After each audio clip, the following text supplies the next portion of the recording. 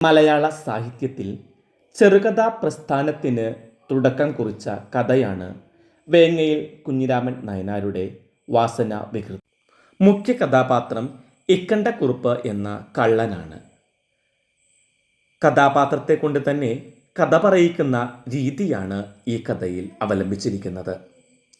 ഈ രീതിയുടെ പ്രത്യേകത കഥ പറച്ചിലിൻ്റെ വിശ്വസനീയത വർദ്ധിപ്പിക്കുന്നുണ്ട്.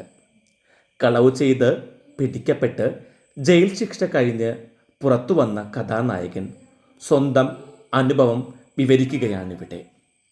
സ്വയം വിഡ്ഢിത്തം പ്രവർത്തിച്ച് അറിഞ്ഞുകൊണ്ട് ശിക്ഷായോഗ്യനായി മാറി രാജശിക്ഷ അനുഭവിച്ച കഥാനായകൻ തൻ്റെ വിഡ്ഢിത്തത്തെക്കുറിച്ച് നമ്മോട് തുറന്നു പറയുകയാണ്.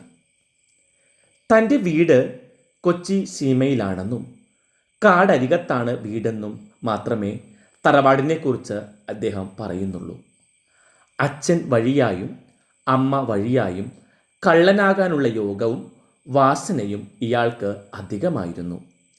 വിദ്യാഭ്യാസ കാര്യത്തിൽ തീരെ മോശമല്ലാതിരുന്നിട്ടും ആ വഴിക്ക് തിരിയാതിരുന്നത് ഈ വാസനാബലം കൊണ്ടുതന്നെ.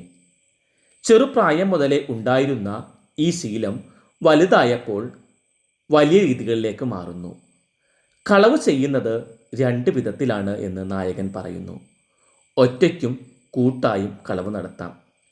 കൂട്ടമായിട്ടാണ് കളവ് നടത്തുന്നതെങ്കിൽ കളവ് മുതൽ എല്ലാവർക്കും വിധിച്ചു കൊടുക്കണം. പിടിക്കപ്പെടാനുള്ള സാധ്യത ഇതിൽ വളരെ കൂടുതലാണ്. ഒറ്റയ്ക്കായാൽ റിസ്ക് കൂടുതലാണ്. പണിയും ഒറ്റയ്ക്ക് തന്നെ ചെയ്യണം. പക്ഷേ കിട്ടുന്നത് ആർക്കും പങ്കുവെക്കേണ്ട. പിടിക്കപ്പെടാനുള്ള സാധ്യതയും കുറവാണ്. വീട് വിട്ട് പുറത്തു പോന്ന് 5 വർഷക്കാലം കളവ് നടത്തി ധാരാളം സമ്പാദിച്ചു. അതിനിടയ്ക്ക് തൃശ്ശൂരിന് സമീപം നടത്തിയ ഒരു കളവിനെക്കുറിച്ച് നായകൻ വിശദീകരിക്കുന്നുണ്ട്.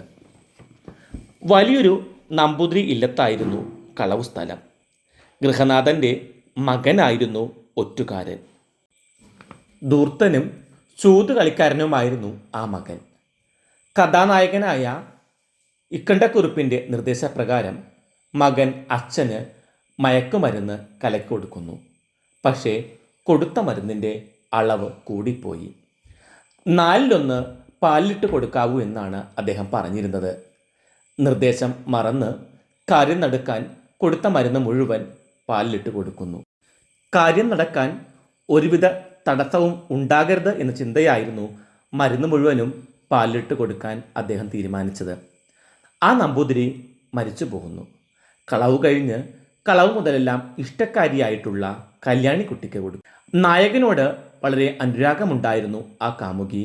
കളവ് മുതലിൽ നിന്ന് ഒരു മോതിരമെടുത്ത് നായകൻ്റെ കയ്യിലിട്ട് കൊടുത്തു. അത് ഊരഞ്ചാടിയായിരുന്നുവെങ്കിലും പ്രിയതമയുടെ പ്രേമത്തെക്കുറിച്ചോർത്ത് നായകൻ കയ്യിൽ നിന്നും അത് ഊരാറുണ്ടായിരുന്നില്ല. ഈ കളവിന് ശേഷം പോലീസിന് സംശയം ബലപ്പെട്ടതിനാൽ കഥാനായകൻ തൽക്കാലം മാറി നിൽക്കാൻ തീരുമാനിക്കുന്നു. മദിരാശിയിലേക്ക് പോയി 1 മാസം സുഖമായി ജീവിച്ചു. അവിടെ എത്തിയാൽ യാതൊരുവിധ കളവും നടത്താതെ സ്വസ്ഥമായിരിക്കുമെന്നുള്ള പ്രതിജ്ഞ ചെയ്താണ് സ്ഥലം വിട്ടത്. 1 മാസം കാഴ്ചകളും കണ്ട് സുഖമായി കഴിച്ചുകൂട്ടി.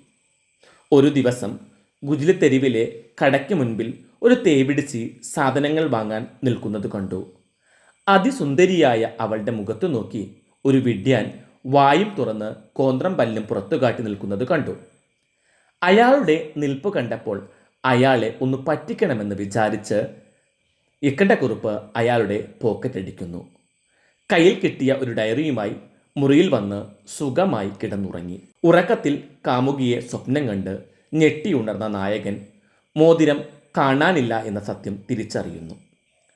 അവരുടെ പ്രണയത്തിൻ്റെ ഏക അടയാളം ആ മോതിരമായിരുന്നു.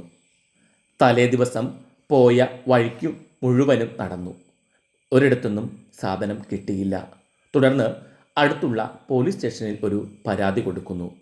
മോതിരം വഴിയിലെവിടെയെങ്കിലും വീണു പോയിരിക്കാമെന്നും ആരെങ്കിലും അത് വഴിയിൽ നിന്ന് കിട്ടിയാൽ പോലീസ് സ്റ്റേഷനിൽ ഏൽപ്പിക്കുമെന്നും കരുതിയാണ് ഇത്തരമൊരു പരാതി കൊടുത്തത്. എന്നാൽ ചെയ്തത് വിഡ്ഢിത്തമാണെന്ന് പിന്നീടാണ് മനസ്സിലായത്. മോഷണവസ്തു കളവ് പോയി എന്നാണ് കംപ്ലൈൻറ്റ് കൊടുത്തത്. അതിസാമർത്ഥ്യത്തിൻ്റെ ഫലം 12 അടിയും 6 മാസത്തെ തടവുമായിരുന്നു. ശിക്ഷ കഴിഞ്ഞ് പുറത്തിറങ്ങിയ കഥാനായകൻ ഇനിമേലാൽ താൻ ഈ പണിക്ക് പോകില്ലെന്ന് നിശ്ചയിക്കുകയും കാശിക്ക് പോകാൻ തീരുമാനിക്കുകയും ചെയ്തു. ഇങ്ങനെ ഉത്തമ പുരുഷനിൽ കഥ പറയുന്ന ഈ കഥ വളരെ വിശ്വാസയോഗ്യമായ രീതിയിൽ അവതരിപ്പിക്കുവാൻ വേങ്ങേൽ കുഞ്ഞിരാമൻ നായനാർക്ക് കഴിഞ്ഞു.